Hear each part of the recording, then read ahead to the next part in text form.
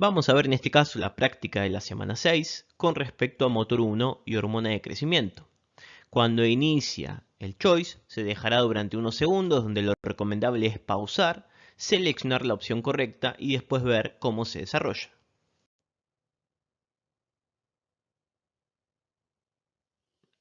¿Qué tipo de funciones relacionadas con la planificación motora se afectarán principalmente por una lesión de la corteza motora suplementaria? La corteza motora suplementaria es parte de una de las cortezas motoras secundarias que se encargan de la planificación motora. Y estas serán tres: el área motora suplementaria, la que me pregunta, la premotora y la parietal posterior. El área motora suplementaria se encargaba de lo que serían movimientos complejos y movimientos intrapersonales, como es por ejemplo lavarme los dientes o peinarme. La premotora se encarga de movimientos extrapersonales, como es agarrar algún tipo de objeto. Y la parietal posterior está relacionada con el sistema visual. Me facilita o me indica las coordenadas de algún tipo de movimiento. O sea que, por ejemplo, si alguien me lanza algo, con esta corteza puedo calcular la distancia y agarrar correctamente ese objeto. O, por ejemplo, cabecear una pelota a un centro que me tira. Así que asocia la visión con el acto motor o con estas coordenadas motoras o sensitivo-motoras. Por lo tanto, ahora que vemos este pantallazo de las cortezas, busquemos qué pasaría ante una lesión del área motora suplementaria. La primera me dice, se afectará la iniciación de movimientos complejos servoasistidos. Si es un movimiento servoasistido, esto es regulado principalmente por el cerebelo. La lesión del cerebelo, principalmente del espino-cerebelo, me va a generar esta cuestión de alteración de movimientos servoasistidos, no así el sistema de planificación de las cortezas secundarias. Se afectará la dirección y fuerza de movimientos en el plano extrapersonal. Los extrapersonales, ¿de quién dependían? De la premotora. Se afectará la transformación de coordenadas sensoriales en motoras. ¿Esta información de qué dependía? De la parietal posterior. Se afectará la secuenciación de las rutinas motoras de un movimiento complejo. Correcto, esta función depende del área motora suplementaria y me fallaría en este caso particular.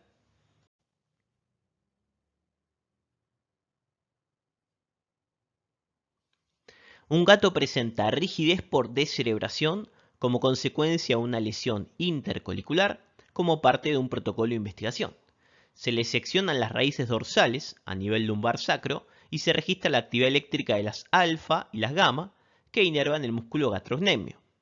¿Qué alteración se encontrará en la frecuencia de disparo de potencial de acción luego de la sección de las raíces dorsales con respecto a otro gato que no tiene ningún tipo de alteración? Este es un ejercicio largo y que tiene un montón de contenido que tenemos que saber previamente para poder sacar la respuesta. Vamos a referirnos a la regulación superior del tono a nivel de tronco y miembros inferiores. Obviamente que hay un montón más, pero nos enfocamos en este caso particular. Teníamos a la vía reticuloespinal, que tenía una formación protuberancial y vulvar, que se encargaban de estimular el tono. La protuberancial estimulaba el tono extensor y la vulvar estimulaba el tono flexor a través de las motoneuronas gamma, que luego estas gamma, vía reflejo metático, iban a estimular a las alfa. Pero este control superior del tono dependía del área motora suplementaria, que fisiológicamente el área motora suplementaria, para mantener un equilibrio, ¿qué hacía? Inhibía la protuberancia y estimulaba a la vulvar, generando entonces un predominio del tono flexor por la vulvar por sobre el extensor de la protuberancial. Y este tono flexor era compensado por el cerebelo a través de la vía vestíbulo espinal, generando el equilibrio o el control superior del tono. Hasta acá hablamos de la fisiología. Esto es lo que nos encontraríamos en una situación fisiológica. Pero, ¿qué pasa cuando yo tengo una descerebración? Al cortar este sistema, yo voy a perder las conexiones del área motora suplementaria. Así que no voy a tener más esta inhibición de la protuberancia y esta estimulación de la vulvar. Si ya no inhibo a la protuberancia ni estimula la vulvar, va a cambiar la señal de las gamma. ¿Qué va a pasar con la protuberancia? Al nadie inhibirla, se me va a estimular. Me estimula el tono extensor a través de las gamas. Y si nadie me estimula a vulvar, se me inhibe. Me disminuye el tono flexor a través de las gamas. Me interesa principalmente esto. Voy a tener entonces una hipertonía de tronco y miembros inferiores a predominio del tono extensor por el sistema gamma que va a estar hiperestimulando al alfa.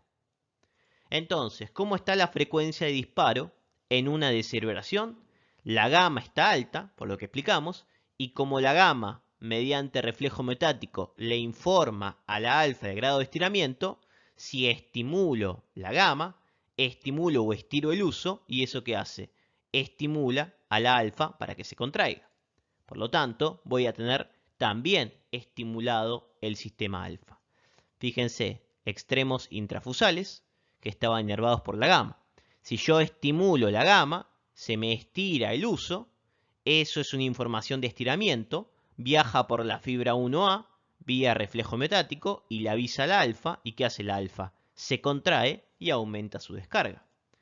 Por lo tanto, aumenta la descarga de la gamma por esto y en consecuencia por el reflejo me aumenta la descarga del alfa. Pero sigue, me dice que corto la raíz dorsal. ¿Qué pasa? Yo ahora al cortar la raíz dorsal dejo de que la fibra 1A mediante reflejo miotático estimula al alfa. Si yo hago esto, la alfa deja de recibir esa información que me estaba generando la gamma al estirar el uso. Por lo tanto, la gamma, ¿cómo sigue? Y la gamma sigue aumentando su frecuencia de disparo porque sigue este problema. Pero ¿qué va a pasar con la alfa? La alfa ahora no aumenta su frecuencia de disparo. ¿Por qué? Porque al cortar esto, la gamma deja de avisarle a la alfa, por lo tanto la alfa deja de descargar.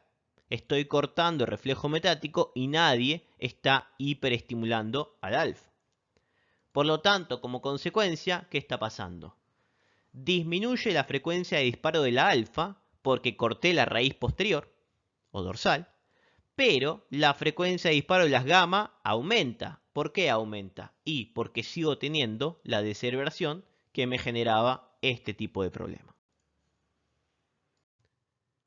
La hormona de crecimiento es estimulada en forma directa por ¿cuál de estos elementos?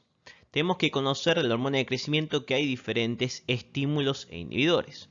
Una lista grande de estímulos, una lista grande de inhibidores, conocer alguno de ellos y sus mecanismos de acción para facilitar un poco el aprendizaje. En este caso particular busquemos cuáles de estos son inhibidores y podemos descartar la opción o directamente encontrar el sistema del estímulo. En este caso veamos ácidos grasos. Ácidos grasos hace referencia a la obesidad. En una obesidad tengo un exceso o un aumento de ácidos grasos y ese proceso es inhibitorio. Por lo tanto, descartamos. Hiperglucemia. La hipoglucemia estimula, la hiperglucemia inhibe. Por lo tanto, también descartamos.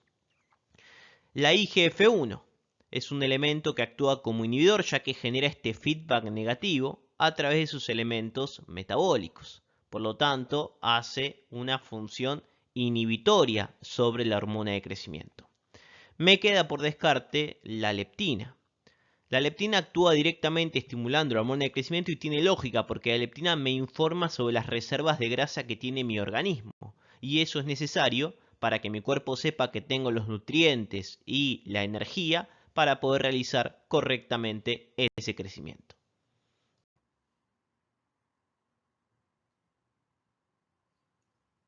Un niño de 6 años concurre al control pediátrico, donde se observa que la curva de crecimiento está enlentecida con respecto a la del año anterior. Habiendo descartado causas nutricionales e infecciosas, usted desea estudiar la suficiencia del eje somatotrófico. ¿Cómo lo evaluaría y por qué? Vamos a tener que la forma o el objetivo de este choice es averiguar cómo se dosa o qué unidad de los elementos se mide y qué pruebas de estimulación tenemos. Como dosaje podemos medir la GH o la IGF-1. El problema es que la GH, que es lo que me está preguntando acá, es muy difícil de medir porque tiene una pulsatilidad muy característica. Entonces me dificulta la medición a nivel del sistema de la sangre. En cambio, el factor IGF-1 es mucho más fácil de medir porque no tiene tantas oscilaciones y es mucho más fácil a nivel de lo que sería su evaluación en sangre.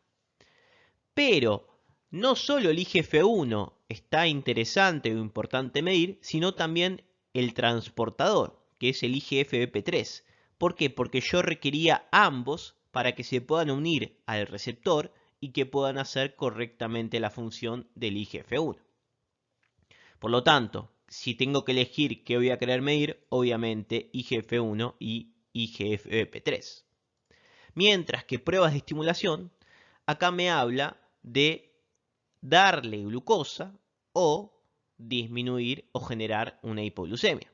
Y sabíamos que la hiperglucemia es un inhibidor y la hipoglucemia es un estímulo. Por lo tanto, ¿qué voy a querer hacer? Voy a querer hacer una prueba de insulina.